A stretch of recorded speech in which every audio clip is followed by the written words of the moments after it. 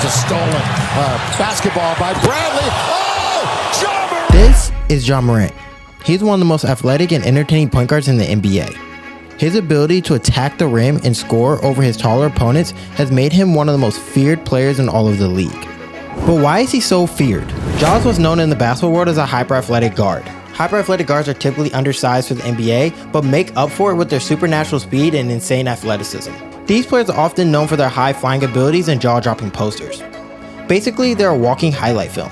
And Ja Morant fits that description perfectly. As a 6'3" guard, he has proven to be one of the most entertaining players in the NBA and has boosted himself to superstar status in only 3 years, leaving the last two things he needs on his resume as an NBA MVP and an NBA championship. But the question has risen, can a guard with his playstyle lead a team to an NBA championship? This is the ugly truth about Ja Morant. Hyper-athletic point guards tend to perform better around the rim than they do from the outside. They often lack the ability to be an efficient shooter in the NBA, and because of that, most teams play off of them and almost dare them to shoot jump shots. And when you can't shoot in the league, it makes it that much harder to score around the rim, creating situations where these hyper-athletic point guards are forced to push themselves to the limit. And winning in the NBA is extremely hard, especially if you're a point guard. In fact, point guard-led NBA teams almost never win. Over the past 2 decades, only one NBA team has won an NBA championship with their best player being a point guard, and that would be the Golden State Warriors led by Stephen Curry. The Warriors' offense revolves around a lot of off-ball movement from Stephen Curry, which does not rely on him to be ball dominant and have the ball to run the show. However, this is just not the case for most teams that are led by point guards. Due to the unselfishness of this position, a point guard's mindset is to get their teammates involved. And many teams also ask this player to score the majority of their points, switching that player's mindset to a score-first mindset while still having to get their teammates involved. In fact, the point guard is the most overworked position in the NBA. You are basically asking this guy to bring the ball up the court every play, make sure his teammates are getting enough shots, and score the majority of the points for your team. And it gets even worse if you're one of these hyper-athletic guards. If you cannot rely on your jump shot like Curry, you are stuck in situations where your only 2 options are to drive or kick, making you just that much easier to guard. We've seen it time and time again with players like John Wall, who could never lead a successful team into the playoffs, or even MVP Russell Westbrook, despite his greatness, was asked to be the leading passer, scorer, and rebounder for his team every night. And no, Ja Morant does not lead his team in every stat, but he has one of the highest usage rates in the entire league, basically meaning that he is touching the ball in almost every possession the Memphis Grizzlies have. So much that by the time the season is over, he has pushed his body to the limit and has nothing left in the tank when it comes for the postseason. Now, has Ja Morant found the solution to this problem? Is there a way he can be the best player in the team and the point guard while scoring the majority of his points around the rim? Ja Morant and the Memphis Grizzlies believe they have. Unlike Wall or Westbrook in his later days in OKC, Ja Morant has a contending team around him, including guys like Desmond Bane, Dillon Brooks, and Steven Adams, just to name a few. The Grizzlies have consistently improved each season, going from a play-in team one year into the next year being a second-round bounce. And going into his 4th year, the Memphis Grizzlies are one of the best teams in the West, and Ja Morant is a legit MVP candidate.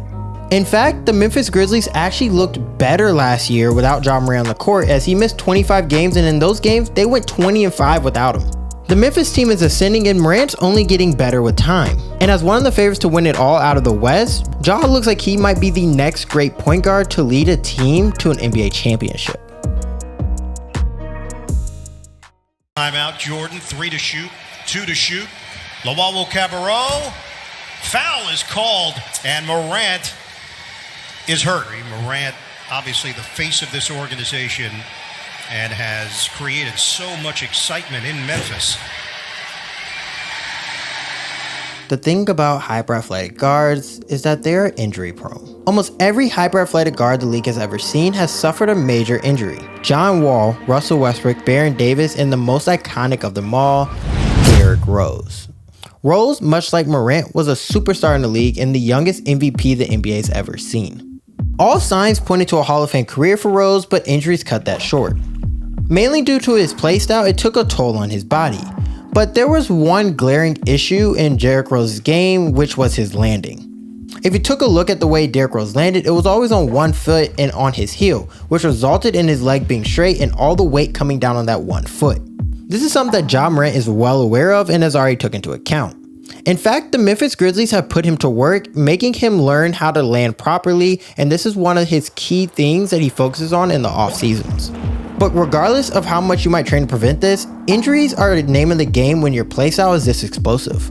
And Ja really has no plans on changing his playstyle at all. As he quotes, "I've been playing like this all my life, it got me here and I'm going to continue to play like that." So how can Ja adjust his game to make sure his playstyle is more ideal for a longer career? The answer is De'Aaron Fox. Fox is one of the league's most hyper-athletic guards. He's arguably the fastest player in the league and has the ability to fly above the rim with ease.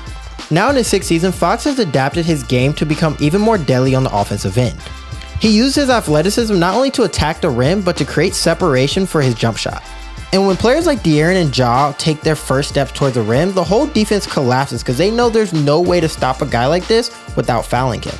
And on the other hand, defenders fear allowing these guys to drive to the rim, which Fox has manipulated to create more space. Something that Ja has yet to add to his game.